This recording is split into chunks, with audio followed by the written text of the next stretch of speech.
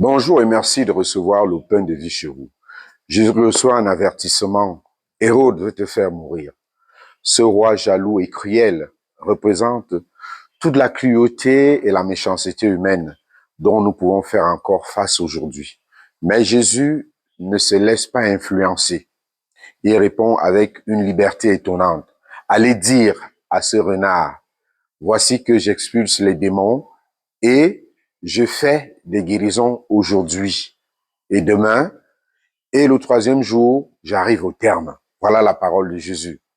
Jésus sait que sa mission ne dépend pas des menaces des hommes. Il marche selon le plan de son Père.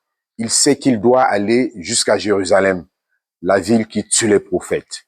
Il continue sa route et avec fermeté, il tient à accomplir la mission qui lui a été confiée par le Père.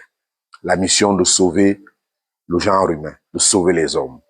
Jésus est venu pour sauver, pour libérer l'humanité. Il est déterminé et rien, même le roi Hérode, ne peut l'arrêter dans sa marche vers Jérusalem pour accomplir sa mission. Il va jusqu'au bout de l'amour par obéissance à la volonté du Père. Et nous pouvons voir Jésus qui pleure sur Jérusalem, qui a fermé son cœur à la parole, à la bonne nouvelle, à la parole de vie. Dans la fidélité à sa mission et à l'amour pour les hommes, Jésus donne un exemple à tous les messagers de la bonne nouvelle. Face aux difficultés, aux persécutions, le disciple, le messager de l'évangile ne doit pas baisser les bras. Il ne doit pas abandonner. Les disciples sont invités à s'attacher au Christ, comme lui-même est resté attaché à son Père et est resté fidèle à la mission qui lui a été confiée.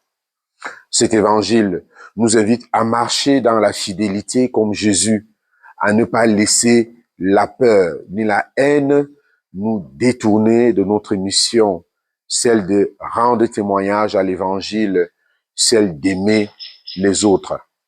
Cette mission est celle de tout baptiser, de tout disciple du Christ. Prions aujourd'hui, demandons au Seigneur de nous accorder la grâce d'être ferme dans notre mission de témoin de l'évangile, d'être ferme dans notre mission de l'amour du prochain, d'être ferme dans la fidélité à notre foi, d'être ferme dans la recherche de la justice et de la paix. Que rien ne nous ébranle, que rien ne nous effraie, ni les menaces du monde d'aujourd'hui, ni ceux qui gouvernent. Soyons fermes dans notre foi, que notre foi illumine notre monde aujourd'hui, que par nos paroles et nos actes, que nous soyons les témoins de l'évangile, les témoins de la parole, les témoins de la justice et de la paix, de l'amour qui vient de Dieu. Que le Seigneur accompagne chacun de nous tout au long de cette journée, devant les épreuves et les persécutions, les difficultés que nous aurons à affirmer notre foi. Loué soit Jésus-Christ.